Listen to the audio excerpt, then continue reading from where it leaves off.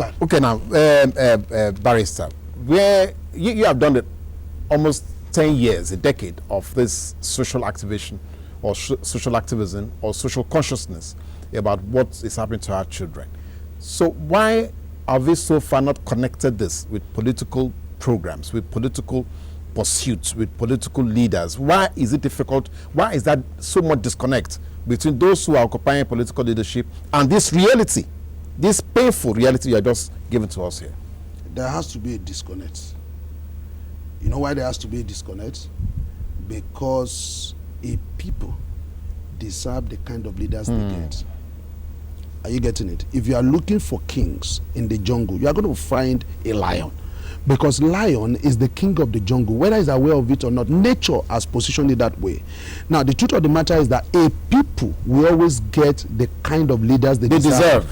You know, because, you see, somebody said if you move Nigerians to the UK, and you move the Britons to Nigeria, in 1 year, Nigeria will become Britain, and Britain will become Nigeria. That is evidential in what is happening in South Africa right now. But the country is not a bed of roses. It has its issues. But when you look at structural development, you know, when you go to South Africa, you think you are in the UK because those who stayed behind, you know, to run the place, develop the place. Now, this is the issue.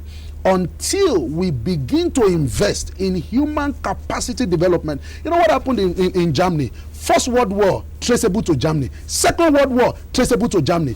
All these people were not despots, they were elected. And so, what happened? Germany, after the Second World War, apart from the fact that the whole world came together to say, okay, we move from the League of Nations to form United Nations, the whole world, Germans began to think, what are we going to do to solve this problem that we will not be in the center of the world for the wrong reasons? You know what they did? They established a fund. This fund is for mass political education, to build the social consciousness of the people.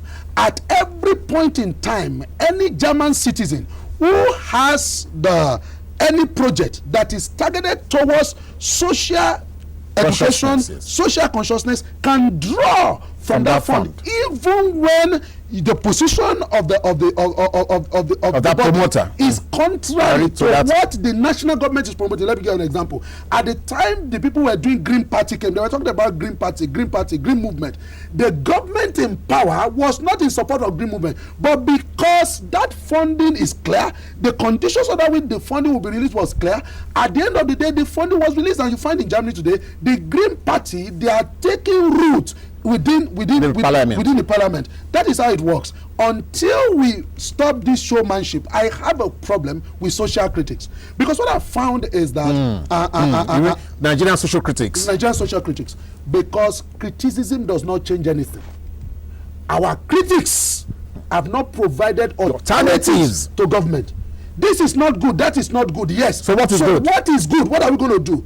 You keep criticizing, you keep beating down, and at the end of the day, you forget that all of us, including President Goodluck Jonathan, who were brought up in this country, all of us, if you recognize that socialization is superior to psychology, you will find that there's an ounce of Nigerian in you. There is a Nigerian in you, that as it is in the president. Because let me tell you, all the people that have criticized before, they have also had a shot at government. We see what they do. They say you cannot change it until you go inside. They change their message later. And now they go inside. They get inside there. They don't see any change. The message changes them. So it is high time we began to move away from this idea of who we can find 10 Ganifayemi, who we can find 10 Kensarawiwa, who we can find 10 Femi Falana. No.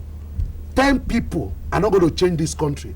We're talking about a social consciousness, and it begins with our children. Yes. It begins with our children. Okay, I like that. I like the way you have rounded it up, because now what we have now anchored this, as it were, terrible story, the terrible profile that we have of the country will be in these children.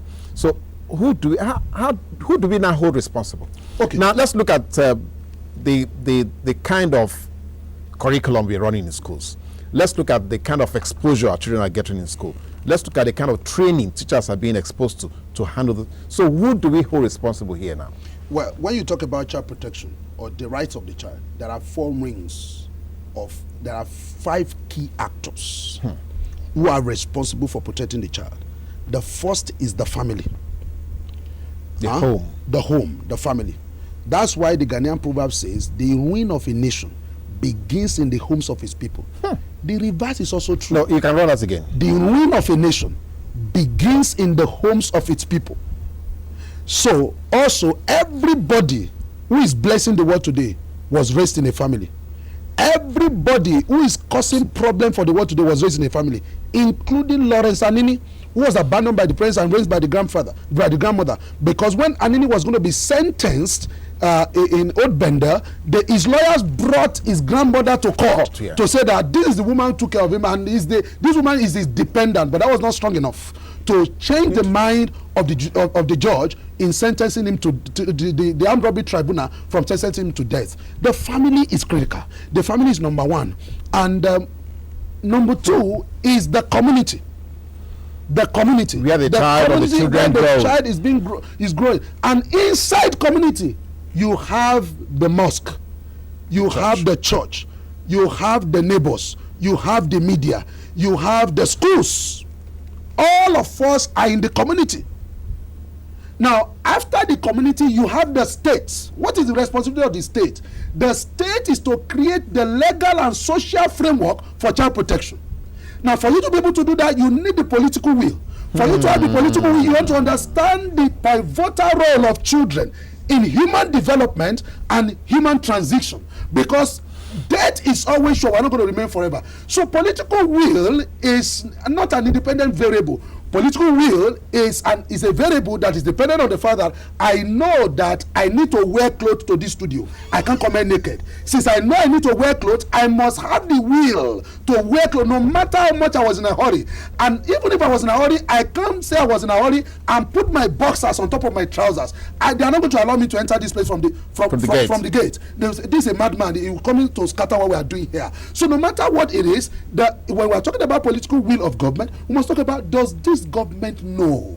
Does this functionary of government understand the role that children occupy? Does he have his eyes on history and posterity, or does he have his eyes on himself? And when you say does he have his eyes on himself, again you recognize that this is a guy who grew up in this system, and maybe perhaps this system was never there for him. He does not understand the value of the system, so he fought through the ranks, found his way, bootlicked some people, cleaned some people's shoes, cleaned some people's car, and became a grovelling sycophant. And after he has become a sycophant, finally he lost his conscience in the process, and they said, you want to be a governor, you want to be a minister, you want to be so he takes it. Not this guy, when he gets there, he has already lost his conscience while he was trying to find his way.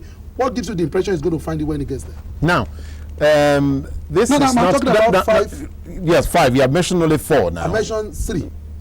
You start at community, you start at political will. I mentioned 4. Yes. 3. The first one is the family. Yes. The second one is the community. Yes. The third one is the state. The fourth one is the international community. And let me tell you something. The impact of the international community is overrated. And this is my thinking. The international community, the states and the community, they are supposed to strengthen the family to be able to play its role. Okay. They are not supposed to take over the role of the family, because the family institution is the number one institution that was in existence. It was before the society emerged. It was my family, your family, that came together to form, community. So when these 4 groups of now the 5th actor is the child. The child must be empowered to understand his or her role in his or her own protection. That's why we have peer education, child to child education, so that children themselves, depending on their age, when they begin to understand the difference between good and bad, can be able to interact and ask some questions about their destiny and about their future, both from their parents, who are their primary caregivers, and from their teachers and their government and their community leaders, who are their secondary caregivers.